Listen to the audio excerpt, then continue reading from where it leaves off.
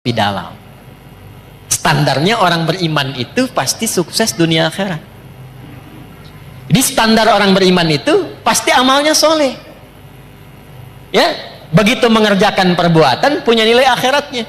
Ini apa fungsi mata apa?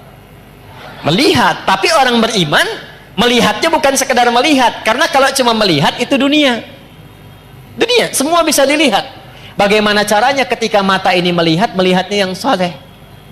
Karena itu ketika mata disebutkan, imannya ikut untuk menunjukkan standar orang beriman, matanya pasti soleh. Quran surah 24, laki-laki ayat 30, perempuan 31. Qul lil mu'minin, mata dulu sebelum iman, dulu sebelum matanya. Viralkan Muhammad SAW pada setiap insan yang mengatakan dirinya beriman. Yaghuddu min absarihim, matanya hanya digunakan untuk melihat yang baik saja, yang saleh. Jadi imannya bekerja.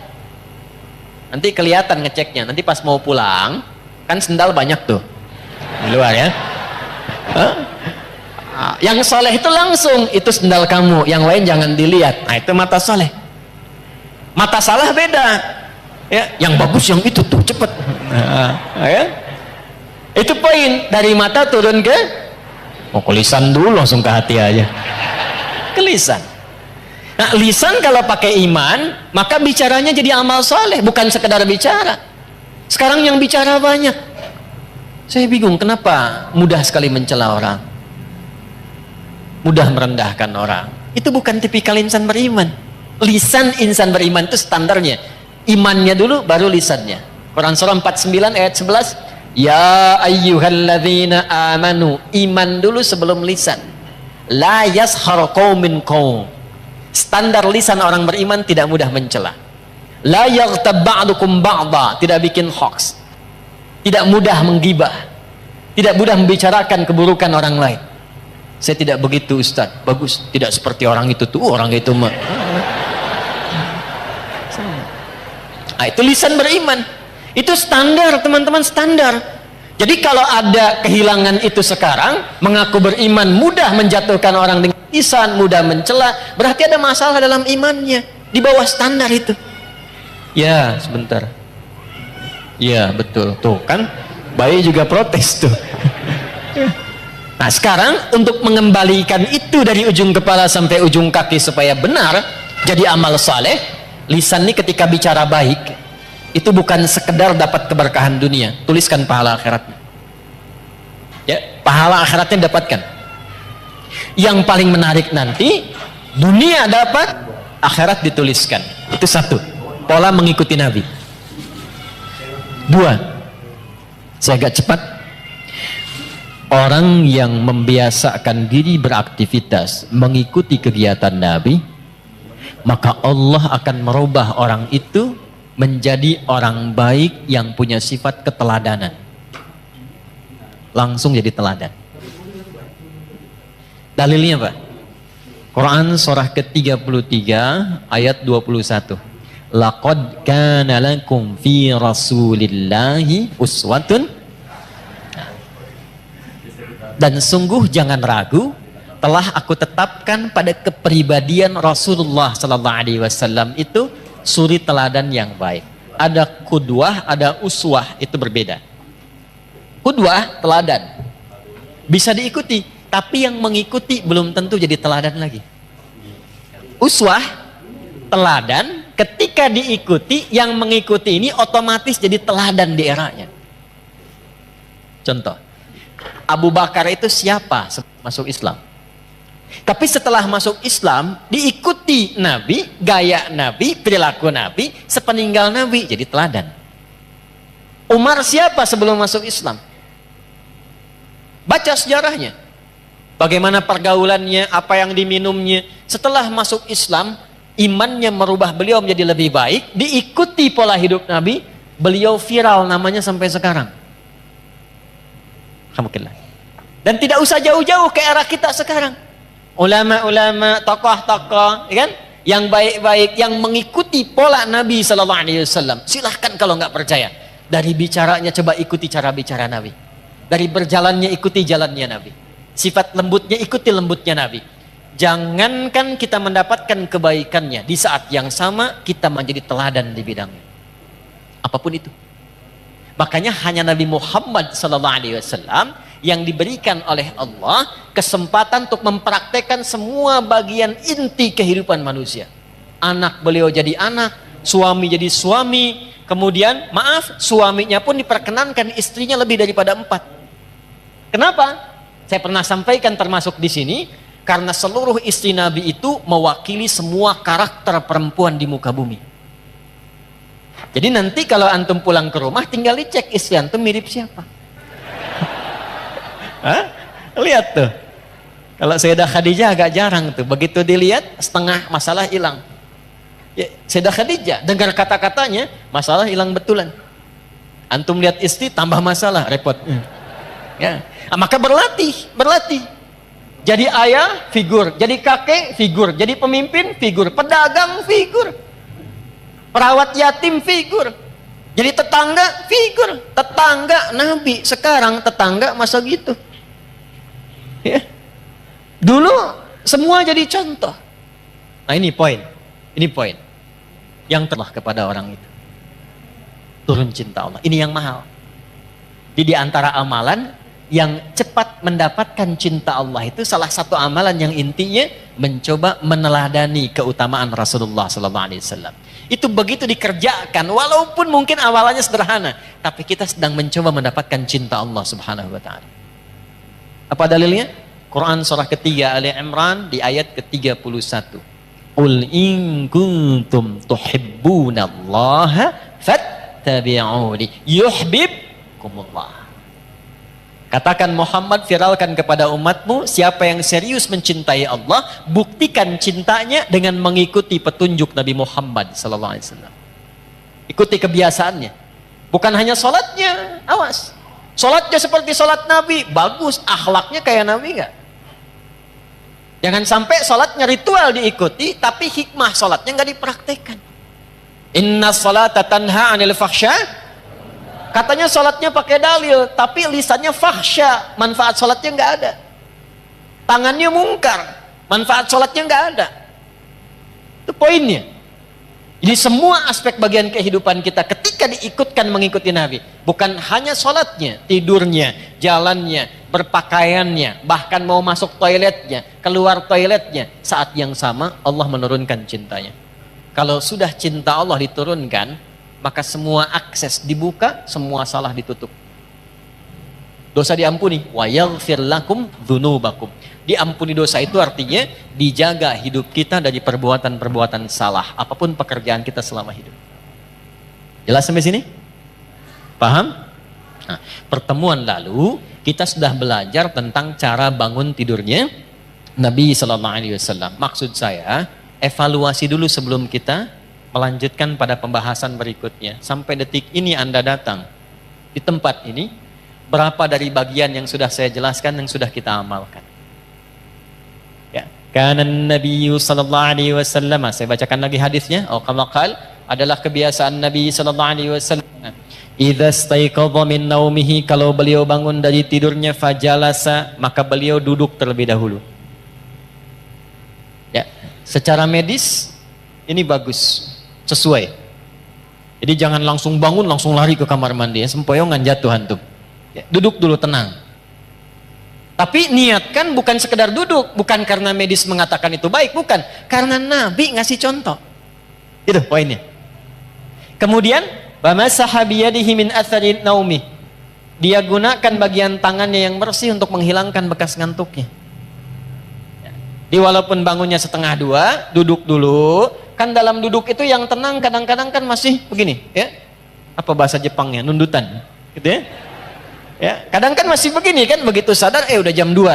Dan itu belum sadar penuh. Jadi bukan langsung baca doa. Doa itu dipanjatkan dalam keadaan sadar. Bukan masih ngantuk. Maka sunnah yang kedua, hilangkan dulu bekas ngantuknya dengan tangan yang diduga bersih. Jelas?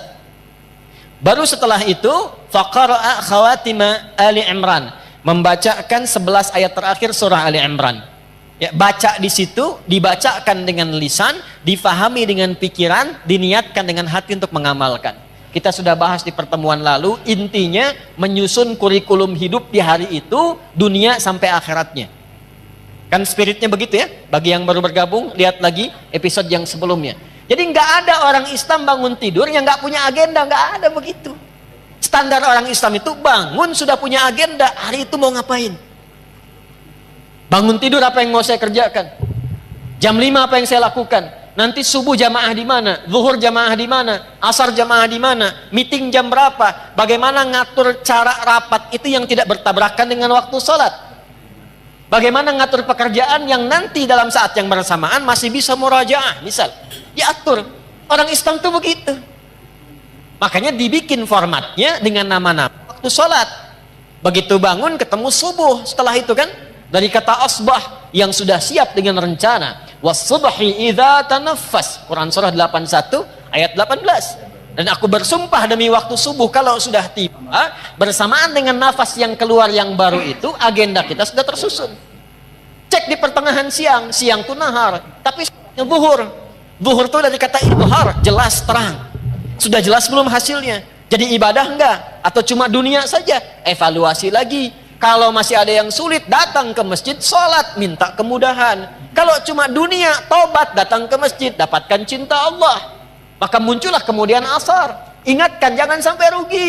Karena sebentar lagi juga, kalau bukan meninggalkan dunia duluan, dunia meninggalkan kita. Maka diperlihatkan maghrib. Lihat ke alam tuh. Alam saja tidak selamanya terang. Pasti akan gelap. Lalu ujungnya adalah isya. Dari kata asya, pencarian ma'isyah, sibuk. Kalau turun ke kasrah, isya, sesibuk-sibuknya pasti akan selesai juga. Jadi kalau dengar adzan isya, Allahu Akbar, itu rasanya beda dengan maghrib. Lain dengan subuh. Kalau dengarnya pakai iman, itu lain. Kalau nggak pakai iman, beda rasanya. Adzan. Baru duhur dasar lagi.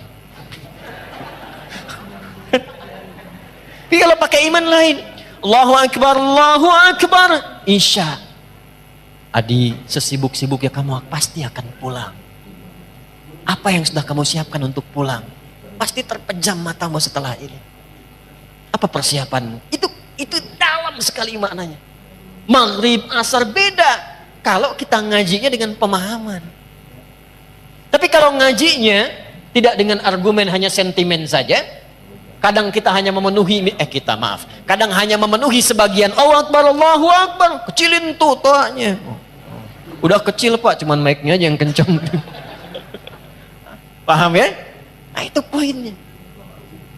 Jadi apa yang kita bahas di pertemuan lalu seharusnya sampai sekarang diwujudkan oleh kita. Tidak ada kita bangun dari tidur kecuali kita punya program yang terukur. Sampai pulang. Innaka la tukhliful mi'ad, sampai fastajab, sampai istiqomah di ayat ke-200-nya. Turunkan, kan pernah saya sampaikan, kalau mau bikin kurikulum, turunkan dulu surganya. Maksud surga itu ayat-ayat surga yang berbicara tentang tujuan kita. Nih contoh, surga kan ada 8 tingkatannya. Dari 8 itu antum mau masuk dari yang mana? Dulu sahabat begitu. Nanti baru jadi profesi. Contoh begini nih. Yang pengen masuk surga Firdaus misalnya angkat tangan. Angkat aja nggak apa-apa ya, namanya berharap kan. Dah. Bagus. Dah. Ngangkatnya begini aja, nggak usah begini, nggak usah. Gini. Dah. Awas, jangan bawa-bawa politik ke sini. Kita lagi ngaji, ya. Keluar. Nggak boleh. Gini. Dah. Yang pengen masuk surga Aden siapa? Baik. Pertanyaan saya bukan itu. Tahu nggak kurikulumnya apa? Tuh. Pengen masuk surga Firdaus, amalannya apa? Sifatnya apa? Nah caranya begini, sahabat tuh diajarin Nabi begini. Kamu pengen ke Firdaus, turunkanlah karakteristik surga Firdaus, amalannya apa? Nanti turunkan ke bumi, profesi apapun jangan tinggalkan amalan itu. Contoh, ada orang yang disifati oleh Allah di surah Al-Mu'minun, surah 23. Ayat 9 sampai 11-nya itu dengan para penghuni surga Firdaus yang sedang berpetualang di bumi. Ada ciri-cirinya. Ulaika humul warithun alladzina yarithuna al-firdausa hum fiha khalidun. Tahukah kalian, mereka itu ada orang-orang yang calon penghuni surga Firdaus yang sedang berpetualang di bumi dan mereka akan kekal saat pulang tinggal di surga Firdaus. Siapa mereka itu? Urutkan dari ayat 1 sampai ke ayat tadi. Qad aflahal mu'minun alladzina hum fi salatihim khashi'un. Urutkan walladzina hum 'anil lagwi mu'ridun walladzina hum lizzakati. Nah, amal itu turunkan ke bumi dengan pekerjaan Anda sekarang, saya sekarang, kita sekarang. Laksanakan pekerjaan kita, jaga sifat-sifat penghuni surga Firdaus tadi. Gitu caranya. Nah, itu kurikulum dihadirkan, diingatkan setiap bangun dari tidur. Sunnahnya baca itu. Itu maksudnya. Jadi bukan sekedar dibaca. Karena agama ini bukan cuma bacaan, tapi pemahaman dan amalan. Al-iman wal amal, al-qiraah wat tilawah. Qiraah itu baca, tilawah itu paham. Orang yang baca qori. Ya, makanya ketika qori baca, cuman baca. Untuk memahamkan di samping ada yang terjemahan. Ya? Yang terjemahan itu namanya siapa? Sari tilawah. Karena yang pertama kali menerjemahkan Busari, Sari tilawah. Kalau Pak Sabil, Sabil tilawah mungkin ya. Nah, Arabnya itu tilawah saja, tidak pakai sari. Tilawah maksudnya baca, pahami, amalkan. Cuma mungkin di kita yang pertama kali menerjemahkan namanya Busari, maka disebut Sari tilawah. Itu maksudnya. Dah, sekarang sudah selesai. Urutannya begini. Urutannya sudah bangun, sadar, siap kurikulum, baru berdoa. Alhamdulillahilladzi ahyana ba'dama amatana wa ilaihin. Perhatikan korelasi kurikulum tadi dengan doa yang kita bacakan. Dikhawatirkan baca itu bagus tapi nggak tahu artinya. Padahal itu komitmen.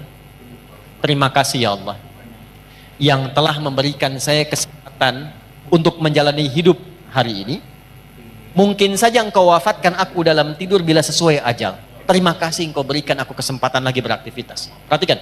Wa ilaihin nusyur. Dan aku berjanji untuk cari bekal lebih baik di hari ini sebagai persiapan kembali kepadamu. Balik ditanya, persiapannya apa? Ayat tadilah yang kita keluarkan sebagai kurikulum. Supaya minta persetujuan dari Allah agar dimudahkan, dilancarkan, kalau kerja karirnya naik, kalau mengawali dibimbing supaya tidak berbuat maksiat, tak perlu nyogok, menyingkirkan, menyungkurkan orang lain, tak perlu berbuat dan merendahkan orang lain. Kemudian kalau punya masalah diselesaikan, kalau diganggu ditolong oleh Allah. Maka sejak bangun itu dicontohkan oleh Nabi. Kalau sudah punya rencana, sudah berdoa, kerjakan amalan ini. Apakah amalan itu? Kita teruskan hadisnya. Halo? Thumma dhahaba ila shinin mu'allaqah. Kemudian Nabi memberikan contoh pergi ke tempat tertutup fatawadda, lalu berwudu.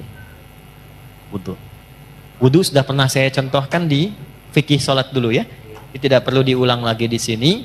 Sehingga nanti teman-teman yang baru bergabung lihat episode sebelumnya.